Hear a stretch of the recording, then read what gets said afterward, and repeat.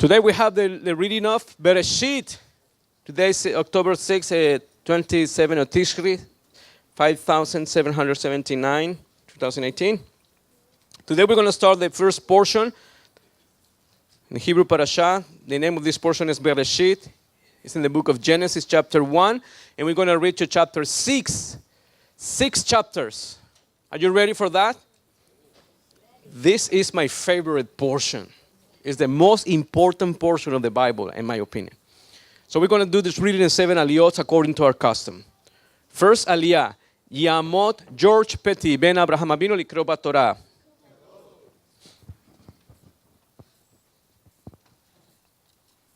Shabbat Shalom. In the beginning, God created the heavens and the earth. The earth was without form and void, and darkness was on the face of the deep, and the Spirit of God was hovering over the face of the waters. Then God said, "Let there be light," and there was light. And God saw the light that it was good, and God divided the light from the darkness. God called the light day, the darkness he called night. So the evening and the morning were the first day. Then God said, "Let there be a firmament in the midst of the waters, and let it divide the waters from the waters." Thus God made the firmament, divided the waters which were under the firmament from the waters which were above the firmament, and it was so. And God called the firmament heaven. So the evening and the morning were the second day. Then God said, "Let the waters under the heaven be gathered together into one place, and let the dry land appear." And it was so. And God called the dry land earth, and the gathering together of the waters he called seas, and God saw that it was good. Then God said, "Let the earth bring forth grass, the herb that yields seed, and the fruit tree that yields fruit according to its kind, whose seed is in itself on the earth." And it was so. And the earth brought forth grass, the herb that yields seed according to its kind, and the tree that yields fruit, whose seed is in itself according to its kind. And God saw that it was good. So the evening and the morning were the third day.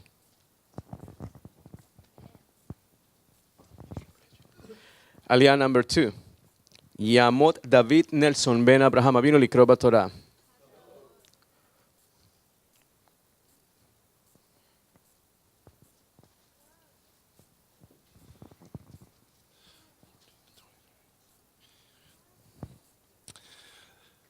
Then God said, "Let there be lights in the firmament of the heavens to divide the day from the night, and let them be for signs and seasons, and for days and years. And let them be for lights in the firmament of the heavens to give light on the earth." And it was so. Then God made 2 great lights, the greater light to rule the day, and the lesser light to rule the night. He made the stars also. God set them in the firmament of the heavens and gave light to give light on the earth, and to rule over the day and over the night, and to divide the light from the darkness. And God saw that it was good. So the evening and the morning were the fourth day. Then God said, "Let the waters abound with the abundance of living creatures, and let birds fly above the earth across the face of the firmament of the heavens." So God created sea creatures, and every living thing that moves, with which the waters abounded, according to their kind, and every winged bird according to its kind. And God saw that it was good. And God blessed them, saying, "Be fruitful and multiply, and fill the waters and the seas, and let the birds multiply on the earth." So the evening and the morning were the 5th day. Aliyah number 3. Yamot Mike Burns ben Abraham Avinu likro b'Torah.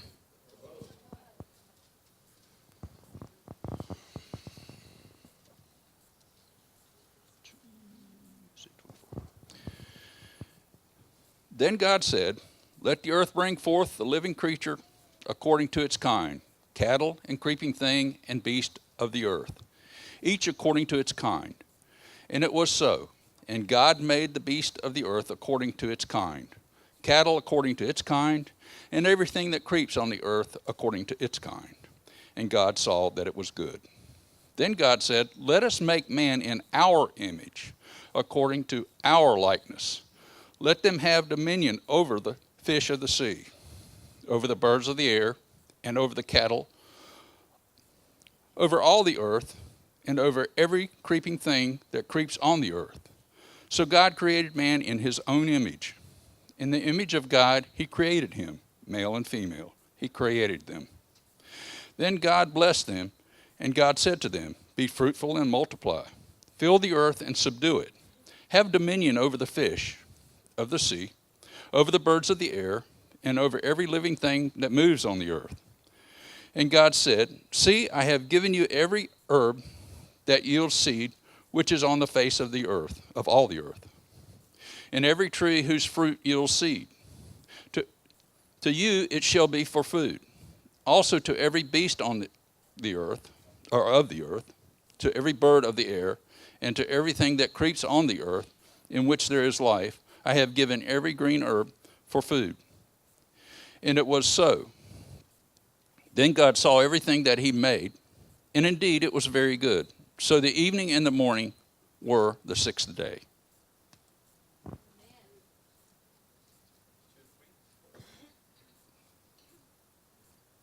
Oh, okay. Then God blessed the seventh day and sanctified it, because in it he rested from all his work which God had created and made. Aliyah number 4, Yamot Randy Epperson, Ben Abraham Avinu לקרוא בתורה.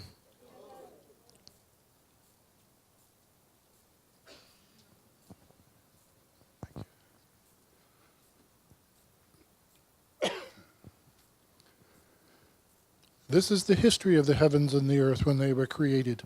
In the day that Adonai Elohim made the earth and the heavens, before any plant of the field was in the earth, and before any herb of the field had grown. For Adonai Elohim had not caused it to rain on the earth, and there was no man to till the ground. But a mist went up from the earth and watered the whole face of the ground. And Adonai Elohim formed man of the dust of the ground, and breathed into his nostrils the breath of life. And man became a living being. And Adonai Elohim planted a garden eastward in Eden, and there he put the man whom he had formed. And out of the ground Adonai Elohim made every tree grow that is pleasant to the sight, and good for food. The tree of life was also in the midst of the garden, and the tree of the knowledge of good and evil. Now a river went out of Eden to water the garden. From there it parted and became 4 riverheads. The name of the first is Pishon, and it is the one which skirts the whole land of Havilah, where there is gold. And the gold of that land is good. Bdellium and onyx stone are there.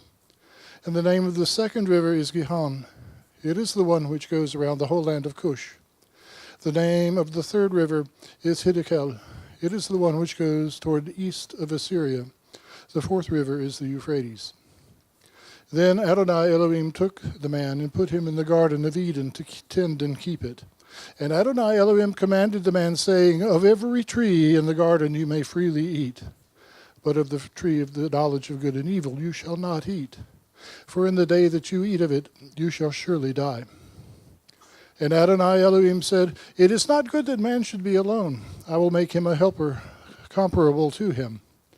Out of the ground Adonai Elohim formed every beast of the field and every bird of the air, and brought them to Adam to see what he would call them. And whatever Adam called each living creature, that was its name. So Adam gave names to all the cattle, to the birds of the air, and to every beast of the field. But for Adam there was not found a helper comparable to him. And Adonai Elohim caused a deep sleep to fall on Adam, and he slept. And he took one of his ribs and closed up the flesh in his place. Then the rib which Adonai Elohim had taken from man, he made into a woman, and he brought her to the man. And Adam said, "This is now bone of my bones and flesh of my flesh. She shall be called woman, because she was taken out of man. Therefore a man shall leave his father and mother, and be joined to his wife, and they shall become one flesh. And they were both naked, the man and his wife, and they were not ashamed. Now the serpent was more cunning than any beast of the field which Adonai Elohim had made. And he said to the woman, "Has God indeed said, you shall not eat of every tree of the garden?" And the woman said to the serpent, "We may eat of the fruit of the trees of the garden. But of the fruit of the tree which is in the midst of the garden, God has said, you shall not eat it, nor shall you touch it, lest you die. Then the serpent said to the woman, you will not surely die. For God knows that in the day you eat of it, your eyes will be opened, and you will be like God, knowing good and evil. So when the woman saw that the tree was good for food, that it was pleasant to the eyes, and a tree desirable to make one wise, she took of its fruit and ate. She also gave to her husband with her, and he ate. Then the eyes of both of them were opened, and they knew they were naked. And they sewed together fig leaves and made themselves coverings. And they heard the sound of Adonai Elohim walking in the garden in the cool of the day. And Adam and his wife hid themselves from the presence of Adonai Elohim amongst the trees of the garden. Then Adonai Elohim called to Adam and said to him, where are you? So he said, I heard your voice in the garden, and I was afraid because I was naked, and I hid myself. And he said, who told you that you were naked? Have you eaten from the tree which I commanded that you should not eat?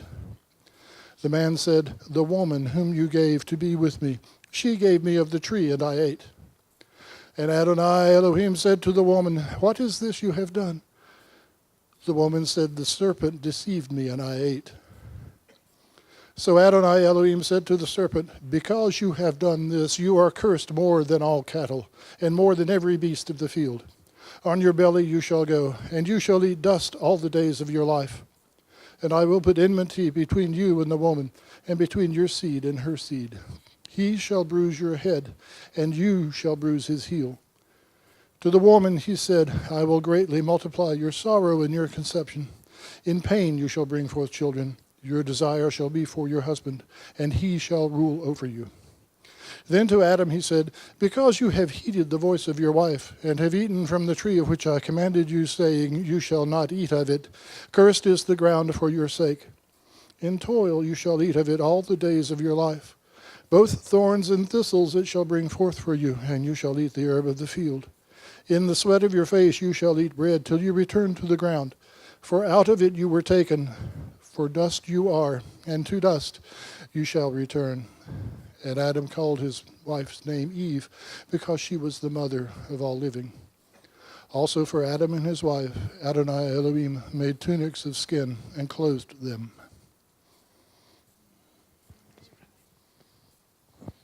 Aliyah number 5. Yamot al Wizin ben Abraham Abinu לקרוא בתורה.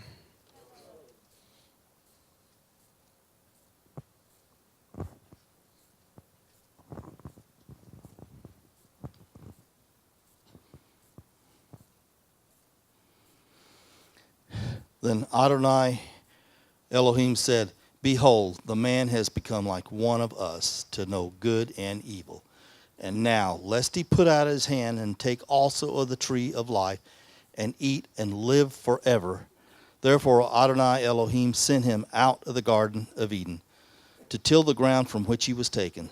So he drove out the man, and he placed cherubim at the east of the Garden of Eden, and a flaming sword which turned every way to guard the way to the tree of life. Now Adam knew his wife Eve, and she conceived and bore Cain, saying, I have acquired a man from Adonai. And she bore again, this time his brother Abel. Now Abel was a keeper of sheep, but Cain was a tiller of the ground. And in the process of time it came to pass that Cain brought an offering of the fruit of the ground to Adonai. But Abel also brought of the firstborn of his flock and of their fat. And Adonai had respect to Abel and his offering, but he did not respect Cain and his offering. And Cain was very angry, and his countenance fell.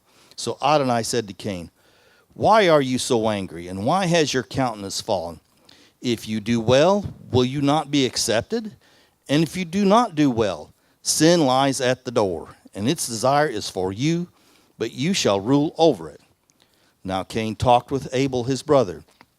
And it came to pass, when they were in the field, that Cain rose up against Abel his brother, and killed him. And Adonai said to Cain, where is Abel your brother? He says, I do not know. Am I my brother's keeper? And he said, what have you done? The voice of your brother's bloods cries to me from the ground. So now you are cursed from the earth, which had opened its mouth to receive your brother's blood from your hand. When you till the ground, it shall no longer yield its strength to you. A fugitive and a vagabond you shall be on the earth. And Cain said to Adonai, my punishment is greater than I can bear. Surely you've driven me out this day from the face of the ground. I shall be hidden from your face. I shall be a fugitive and a vagabond on the earth.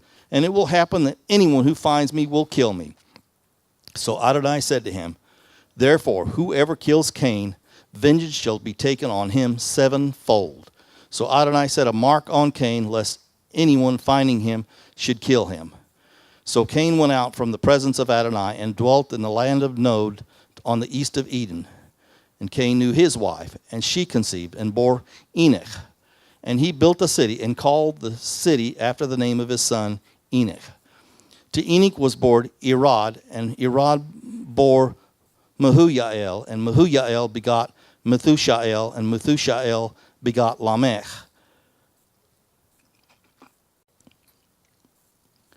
Then Lamech took for himself two wives. The name of one was Adah, and the name of the other was Tsilah.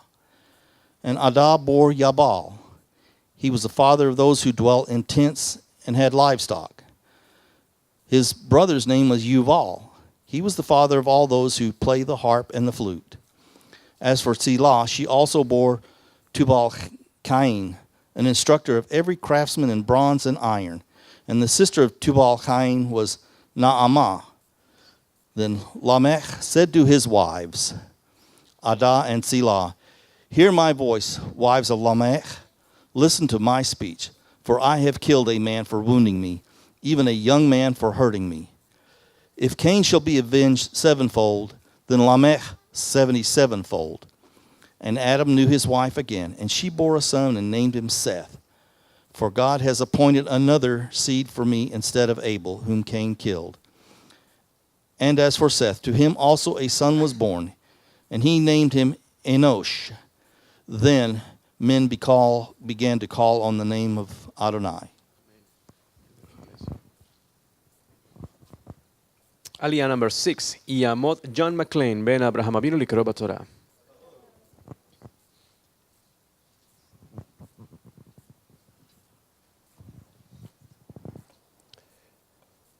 This is the book of the genealogy of Adam. In the day that God created man, he made him in the likeness of God. He created them male and female and blessed them and called them mankind in the day they were created. And Adam lived 130 years and begot a son in his own likeness, after his image, and named him Seth. After he begot Seth, the days of Adam were 800 years, and he had sons and daughters. So all the days that Adam lived were 930 years, and he died.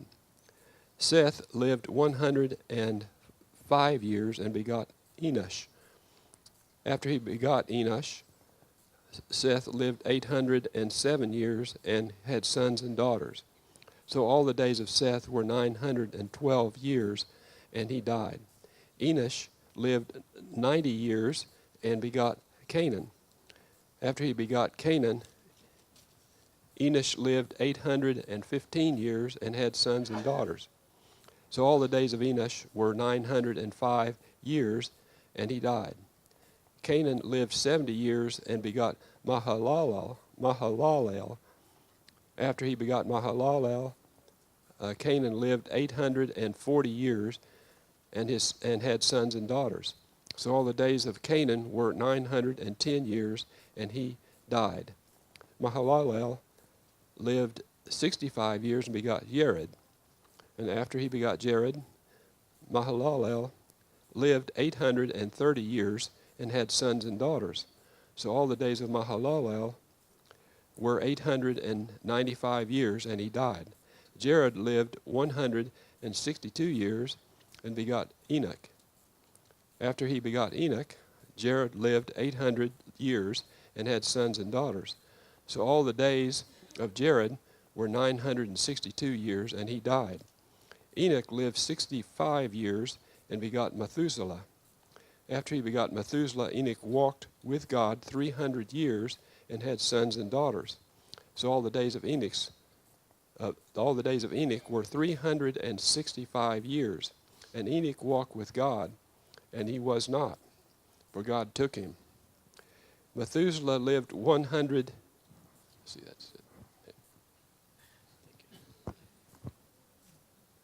עלייה number 7. יעמוד טוני דביאסה בן אברהם אבינו לקרוא בתורה.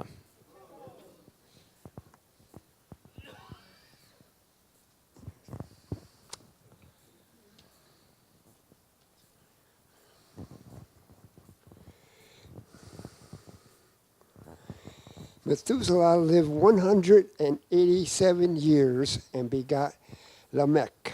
And he begot Lamech. Methuselah lived 782 years and had sons and daughters.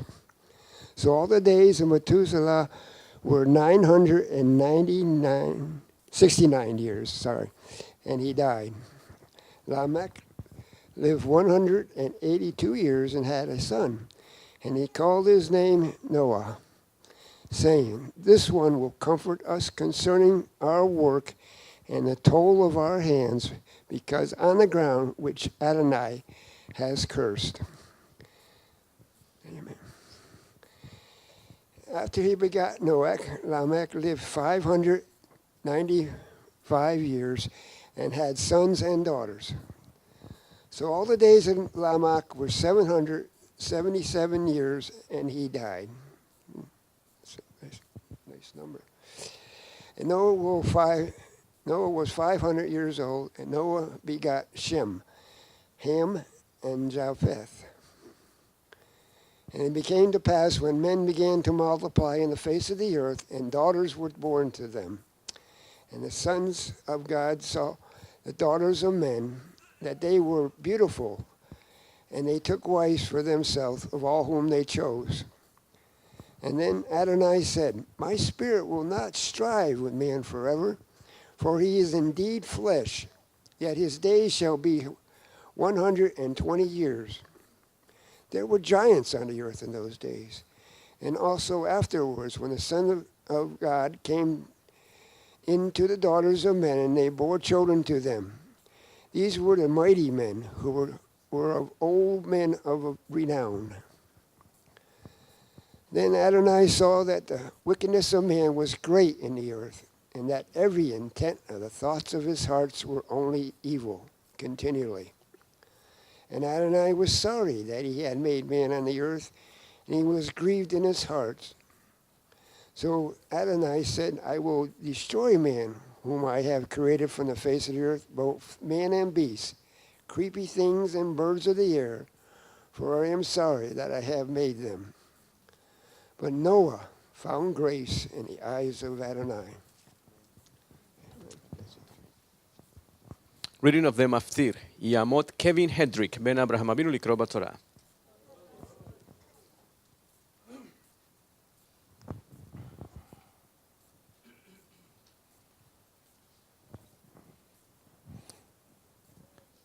Then Adonai saw that the wickedness of man was great in the earth, and that every intent of the thoughts of his heart was only evil continually.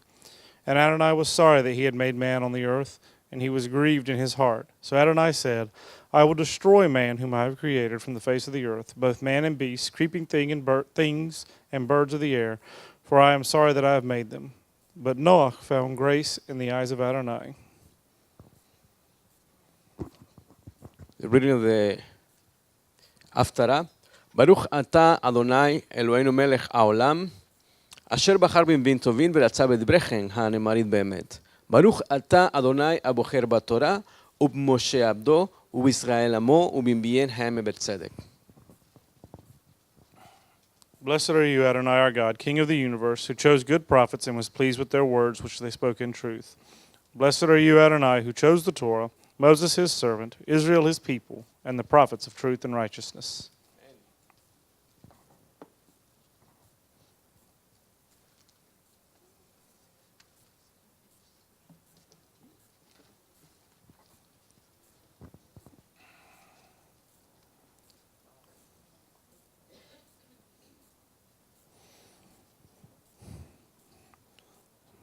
Thus says God, Adonai, who created the heavens and stretched them out, who spread forth the earth and that which comes from it, who gives the breath to the people on it, and spirit to those who walk on it.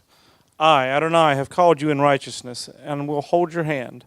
I will keep you and give you as a covenant to the people, as a light to the Gentiles, to open blind eyes, to bring out prisoners from the prison, to those who sit in darkness from the prison house. I am Adonai, that is my name. And my glory I will not give to another, nor my praise to carved images. Behold, the former things have come to pass, and new things I declare before they spring forth, I tell you of them. Sing to Adonai a new song, and his praise from the ends of the earth. You who go down to the sea, and all that is in it, you coastlands, and you inhabitants of them. Let the wilderness and their cities lift up their voice. The villages that Kedar inhabits, let the inhabitants of Selah sing. Let them shout from the top of the mountains, let them give glory to Adonai and declare his praise in the coastlands. Adonai shall go forth like a mighty man. He shall stir up his zeal like a man of war. He shall cry out, yes, shout aloud. He shall prevail against his enemies. I have held my peace a long time. I have been still and restrained myself. Now I will cry like a woman in labor. I will pant and gasp at once. I will lay waste the mountains and the hills, and dry up their vegetation. I will make the rivers coastlands, and will dry up the pools. I will bring the blind by a way they did not know. I will lead them in paths they have not known, and I will make darkness light before them, and crooked places straight. These things I will do for them, and not forsake them. They shall be turned back. They shall be greatly ashamed, who trust in carved images, who say to the molded image, you are our gods. Hear, you deaf, and look, you blind, that you may see. Who is blind but my servant, or deaf as my messenger whom I send? Who is blind as he who is perfect, and blind as Adonai's servant? Seeing many things, but you do not observe. Opening the ears, but he does not hear. Adonai is well pleased for his righteousness' sake. He will exalt the law and make it honorable. But his people this is a people robed and plundered. All of them are snared in holes, and they are hidden in prison houses. They are for prey, and no one delivers, for plunder, and no one says, restore. Who among you will give ear to this? Who will listen and hear for the time to come? Who gave Jacob for plunder, and Israel to the robbers? Was it not Adonai? He against whom we have sinned, for they would not walk in his ways, nor were they obedient to his law. Therefore he has poured on him the fury of his anger, and the strength of battle it has set him on fire all around, yet he did not know, and it burned him, yet he did not take it to heart. But now, thus says Adonai, who created you, O Jacob, and he who formed you, O Israel, fear not, for I have redeemed you. I have called you by your name. You are mine. When you pass through the waters, I will be with you, and through the rivers they shall not overflow you. When you walk through the fire, you shall not be burned, nor shall the flame scorch you, for I am Adonai your God, the Holy One of Israel, your Savior. I gave Egypt for your ransom, Ethiopia and Seba in your place. Since you were precious in my sight, you have been honored, and I have loved you. Therefore I will give men for you, and people for your life. Fear not, for I am with you. I will bring your descendants from the east, and gather you from the west. I will say to the north, give them up, and to the south, do not keep them back. Bring my sons from afar, and my daughters from the ends of the earth. Everyone who is called by my name, whom I have created for my glory, I have formed him. Yes, I have made him. Bring out the blind people who have eyes, and the deaf who have ears. Let all the nations be gathered together, and let the people be assembled, who among them can declare this, and show us former things. Let them bring out their witness, that they may be justified, or let them hear and say, it is the truth. You are my witnesses, says Adonai, and my servant whom I have chosen, that you may know and believe me, and understand that I am he. Before me there was no God formed, nor shall there be after me. Reading the Apostolic Scriptures, יעמוד קין מור בצר עמנו לקרוא בברית החדשה.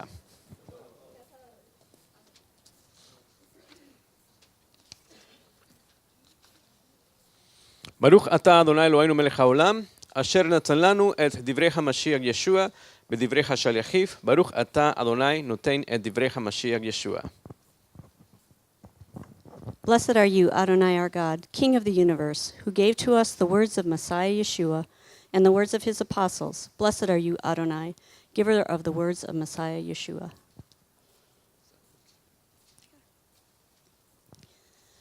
Now behold, two of them were traveling that same day to a village called Emmaus, which was 7 miles from Jerusalem.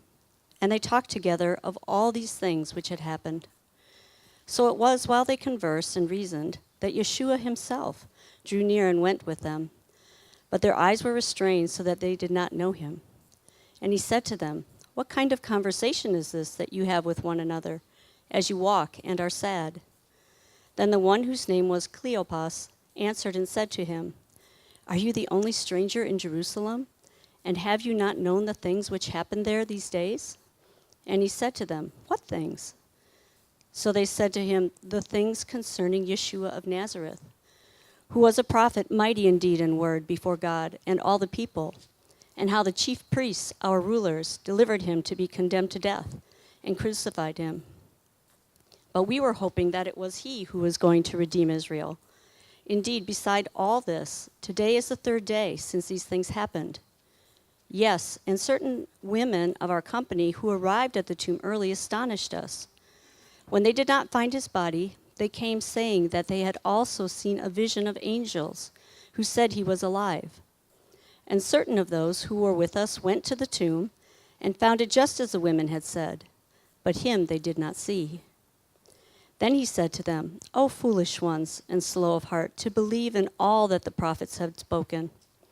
Ought not the Mashiach to have suffered these things and to enter into his glory?"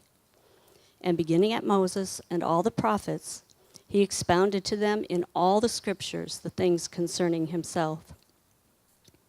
Then they drew near to the village where they were going, and he indicated that he would have gone further. But they constrained him, saying, "Abide with us, for it is toward evening, and the day is far spent." And he went in to stay with them. Now it came to pass, as he sat at the table with them, that he took bread, blessed it, and broke it, and gave it to them. Then their eyes were opened, and they knew him, and he vanished from their sight. And they said to one another, "Did not our heart burn within us while he talked with us on the road, and while he opened the scriptures to us?" Amen. The fall festivals are over.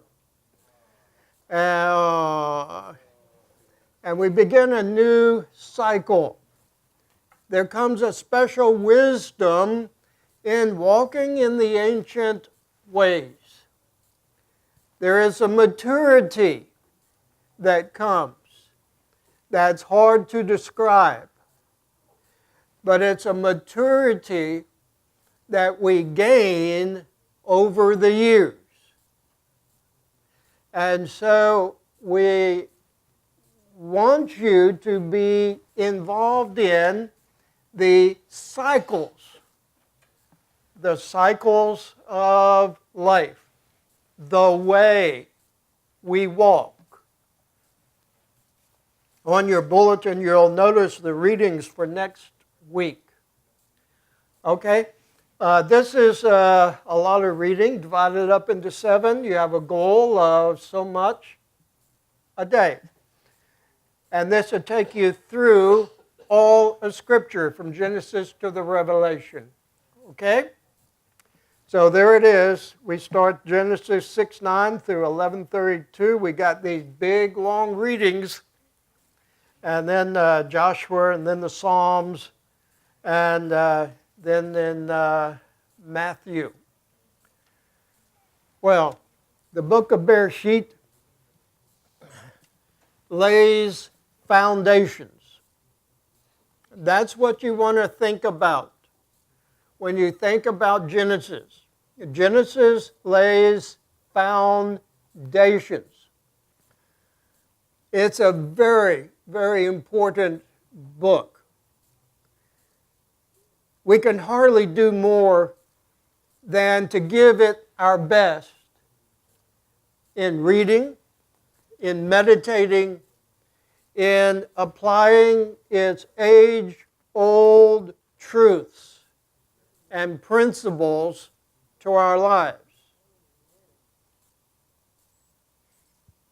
Aside from the book of Job, the Torah is the oldest of the scriptures. Genesis is called B'reisheet. It means in the beginning. It's the story of the beginning of all times, of all things. The book contains 12 parashot, portions. The first two cover the first 20 generations of man on the earth. The final 10 portions cover only 4 generations of one human family. Genesis lays a unique and indispensable foundation to our lives, to our thinking, to who we are. And that foundation is this. The unique one, the one true God, is the creator of the heavens and the earth, and he has revealed himself to Abraham, and he is the one who chooses to be called the God of Abraham, Isaac, and Jacob. God initiates a covenant for all the nations, and he'll accomplish the covenant through his people, Israel. The final quarter of the book is dominated by one man, Joseph. And at the close of the book, Israel is in Egypt, in bondage, and God's purposes are, at that point in time, unfulfilled. But throughout the book, God the Creator is intimately involved in His creation. He's very involved in the story of mankind. He is involved in your story as well. That's a powerful truth. You're not out there alone. What you do with the truth makes all the difference in the world. Think about it. God is involved in your life. So, how do you exploit that? Or we could say, how do you make the most of that statement? It is the most important part of your life. God is involved in your life. You can ignore Him. You can reject Him. You can live your life with semblances. I don't know how you'd translate that.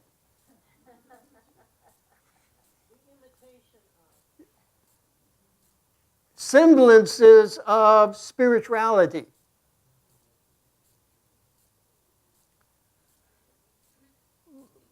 But God is involved in your life, and it is a two-way street. And so we begin to read and to study the Torah once again. We're beginning in Genesis a 2,255-year narrative. Genesis goes really fast. And before you know it, it's going to be over. This book is the beginning of the Torah. The Torah is best translated as instructions or teachings. That's what the Torah is. Rashi points out that if the Torah was just the law of the Jewish people, it would not begin in Genesis. There is not a law specifically given to Israel as a nation until Exodus chapter 12. And so we begin once again a personal journey. And this is my exhortation this morning, to make this journey personal to you. But also, we begin the journey as a community. Our journey along the ancient pathways. What will God be doing this year? You know, that's a question. That's a very important question. What new thing will God do in our midst? That's probably the most important question. Are you looking forward to it? Are you really looking forward to this year and the journey this year? If you are, catch up reading. It's going fast. Catch up reading. Read it personally, read it devotionally, read it in solitude, and God will be speaking to you. You'll learn to hear the voice of God. Are you looking forward to this new year? The Tanakh is traditionally divided up into 3 sections. Those 3 sections are the law, the prophets, and the writings. Our reading schedule for this year divides the Bible into these 3 sections, plus the apostolic scriptures. And so we begin reading this week in Genesis chapter 1, Joshua chapter 1, Psalms chapter 1, Matthew chapter 1. That's the easiest of the reasons, right? Yes, if you haven't noticed, Joshua, 1st and 2nd Samuel, 1st and 2nd Kings begins with the prophet sections of the Tanakh. These sections were accepted in Yeshua's day. Just listen to the first of many references to these sections of the Tanakh. In Matthew chapter 5, do not think that I've come to annul the law and the prophets. I did not come to annul, but to fulfill. Truly I say to you, until heaven and earth pass away, in no way will one iota or one point pass away from the law until all come to pass. There is this continuing dynamic going on. And Yeshua means exactly what he says. Now, Matthew, Mark, and John prefer saying it this way, the law and the prophets. Whereas Luke prefers Moses and the prophets. Luke records the words of Yeshua after his resurrection, saying, these are the words we read in the apostolic scriptures this morning. In Luke chapter 24, and he said to them, these are the words which I spoke unto you, yet being with you, that all the things must be fulfilled, having been written in the law of Moses, the prophets, and the Psalms, concerning me, Yeshua. Then he opened up their mind to understand the scriptures. And if God doesn't open up your mind, it will remain blinded. So we depend upon God opening up our minds to understand spiritual truths and spiritual dynamics. Here, he's clearly identifying the 3 sections of the Tanakh, with the Psalms representing the writings. It's amazing that this past week we read from each of these sections. And one verse stood out to me that occurs in Joshua chapter 1 and Psalm chapter 1. Do you know what that one is? Joshua 1:8 says this. This book of the law shall not depart out of your mouth. You shall what? Meditate on it by day and by night, so that, this is the reason, you shall be on guard to do according to all that is written in it. For, explanation, then you shall prosper. Okay? Then you shall prosper your way, and then you shall act in a wise manner. Psalm 1. But his delight is only in the law of Adonai, and he meditates in his law day and night. Now, I like our reading because of the very fact that it begins with these two verses, these two chapters. The Hebrew word for meditate in these verses is hagah. That means nothing until we define it. And he meditates. It means to murmur. It means to murmur. In pleasure or in anger. A lot of times Hebraic words have opposites. To ponder, to meditate. That's why I recommend being alone so you don't disturb anybody. Psalm 63:6 says, when I remember you upon my bed, I will meditate in you in the night watches. Psalm 71:24, and my tongue shall muse. That's a word. On your righteousness all the day, because those seeking my evil are disgraced. They are put to shame. See, the psalmist knew how to handle criticism.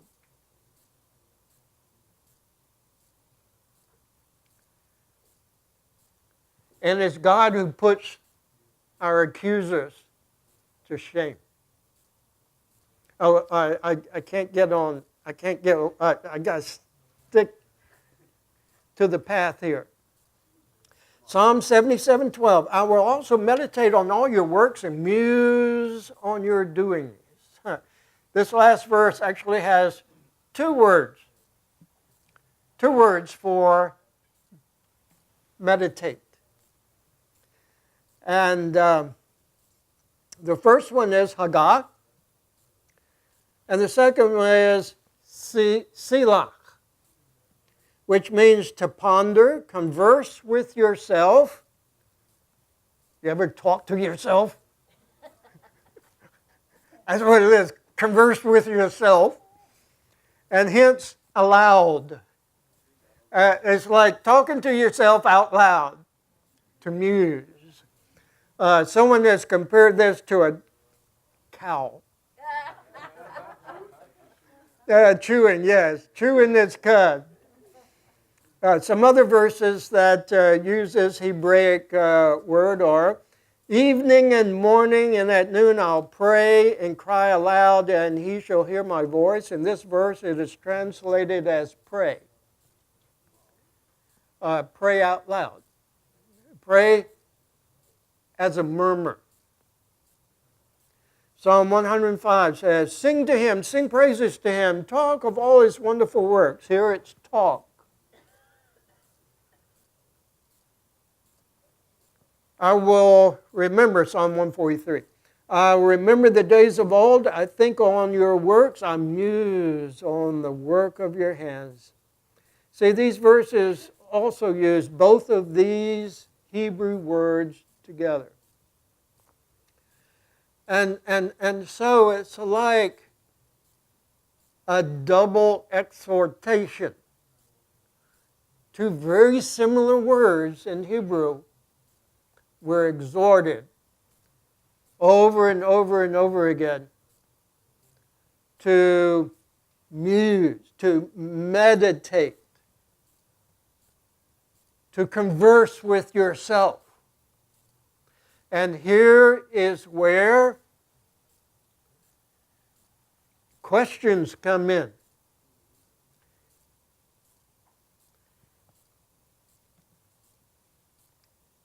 Now, that's the challenge. Get involved. Get involved in the Scriptures. And I'm challenging myself as well as you to read through the Scriptures this year. Now, I want to center on another verse.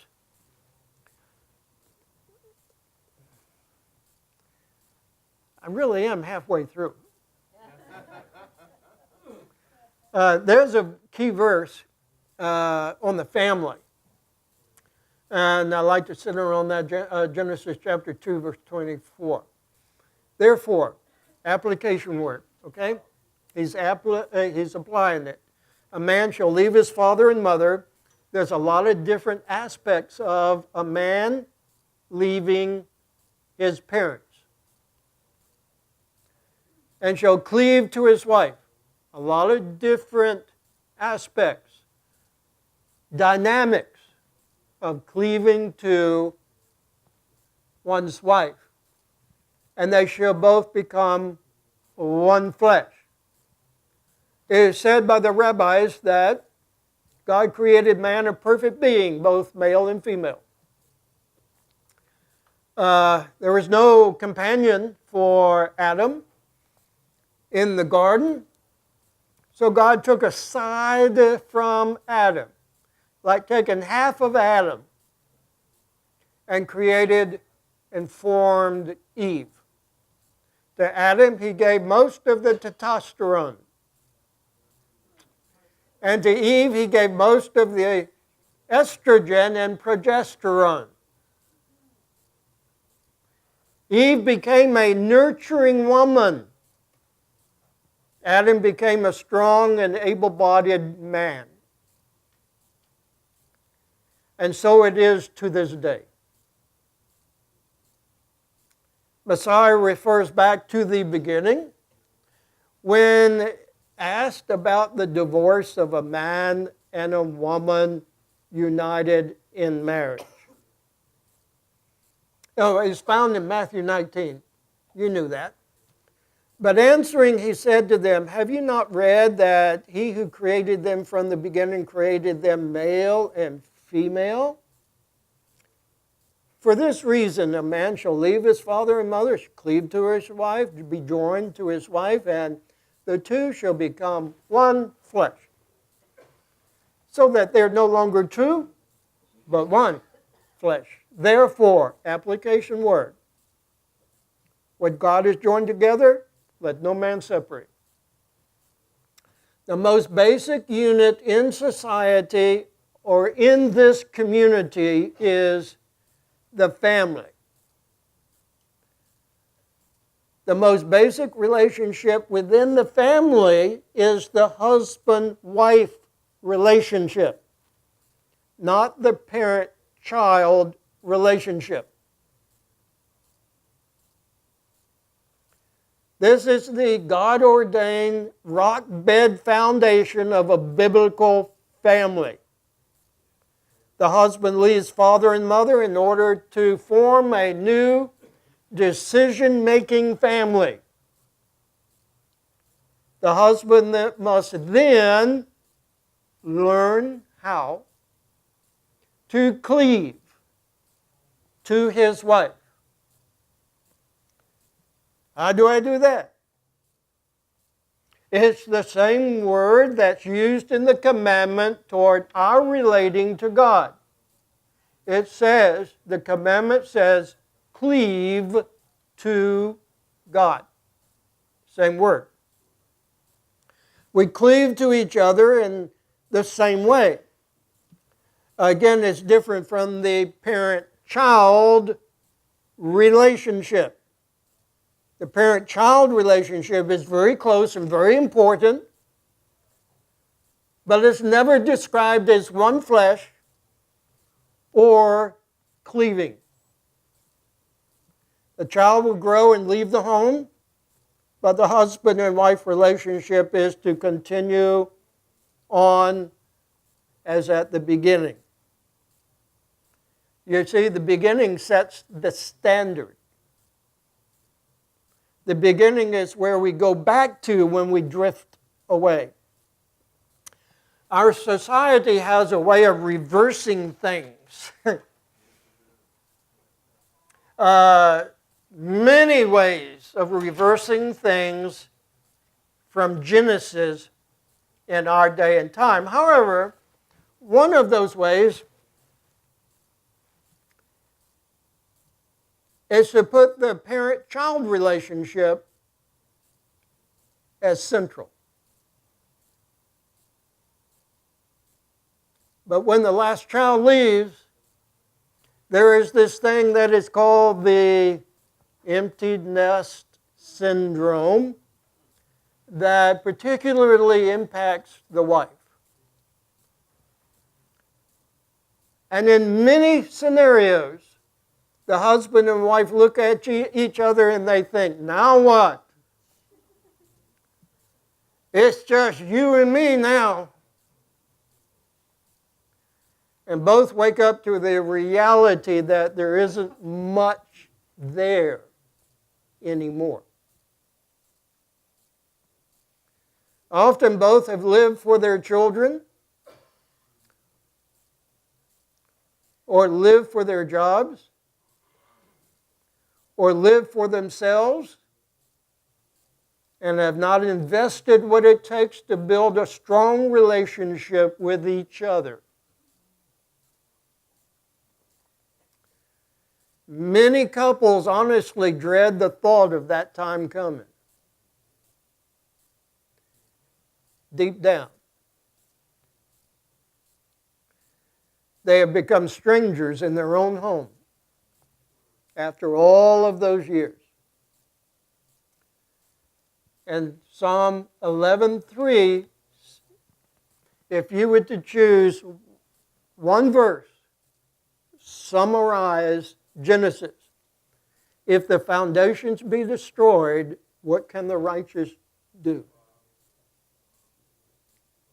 If the foundations are destroyed, what can the righteous do? And so, we need to take a renewed look at our marriage relationships. And we have to be sure that the relationships within the family are the way God wants us to be relating, how God wants us to be relating. And this is so very important. The scenario we just went through is oftentimes connected with putting your spouse or putting your children before God. We cannot put our children before God. God will straighten that out. He is committed, in my opinion, to straighten that out one way or the other. We have to maintain proper relationships within the family for the family to be all that God intends for your family to be. We need leadership in the home to make our marriage relationship deeper and more rewarding. There's a verse that sets down a principle in marriage and in the community. It's 1 Corinthians 11. But I would have you know that the head of every man is Messiah. The head of every woman is the man. And the head of Messiah is God. we have shared this many times. So I'm calling you to remembrance. We had a professor who made the statement many years ago that really transformed our relationship, Donna and my relationship. He says, and I quote it because it's so true, the greatest thing that a father can do for his children is to love their mother. And the greatest thing that a mother can do for her children is to love their father.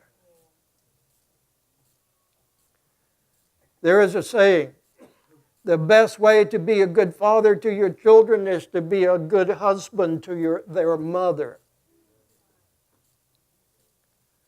And what children need to see is their father and mother loving each other. They need to see the oneness, the unity on that basic level. They will grow up. And I give testimony to it because I grew up with a deep sense of unity that I acquired from my dad and mom.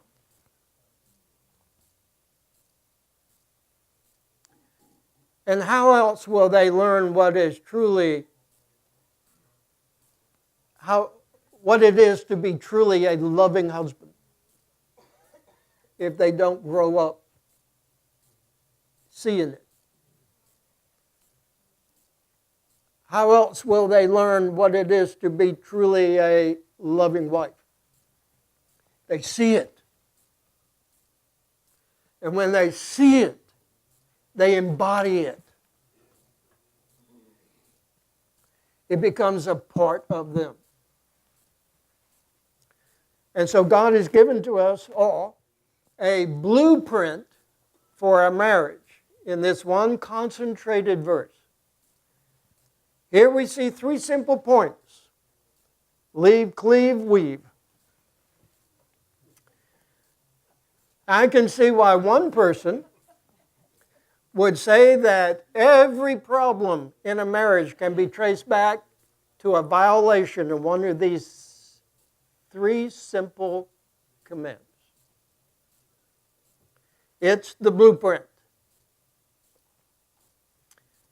And who can fathom the devastation that occurred when Adam chose to remain silent on that devastating day?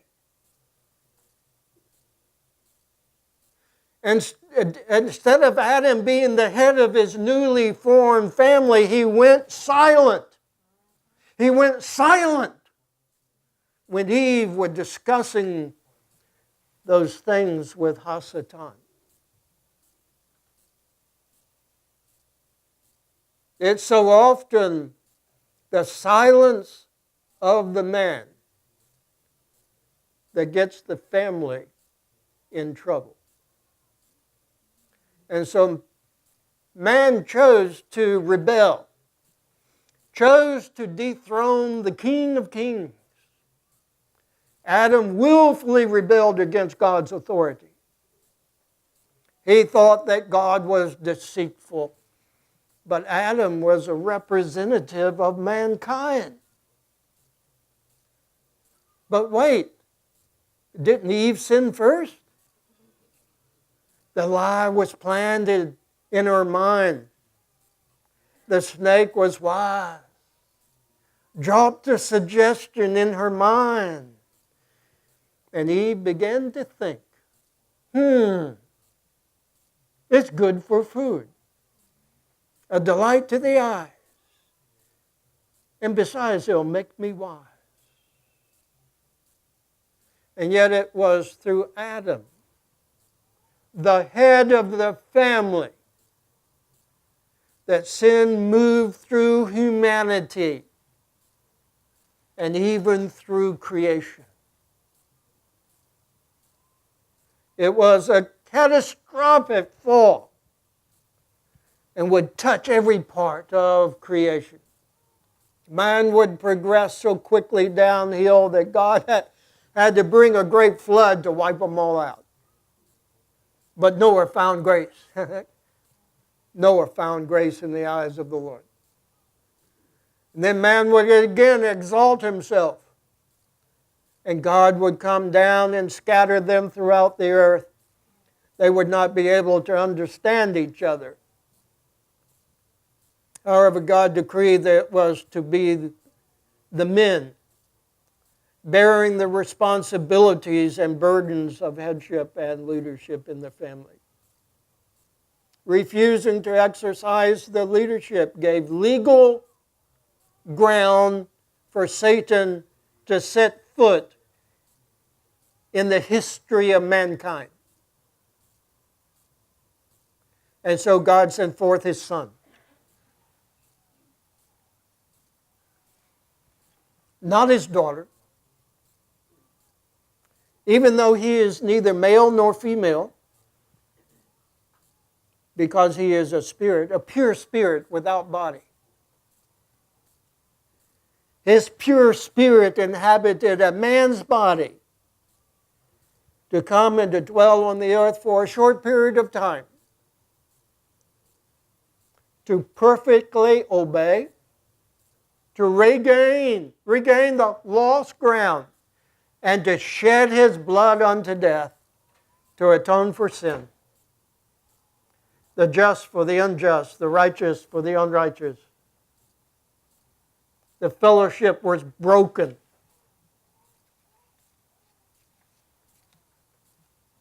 With the Creator. Sin had entered into the world of mankind. Their disrupted walk with their Creator would disrupt their walk with each other. Chaos entered into relationships, and sin would erupt even between brothers. Oh, how quickly sin moves, how devastating are the results of man's sin. But God intervened. Praise the Lord. Amen? Thank the Lord. God intervened. The promise of the Messiah was given. The seed of the woman would win the victory. God is never defeated. God is never defeated. And so God intervened. And we know that through what has transpired in past history when Yeshua came to this earth.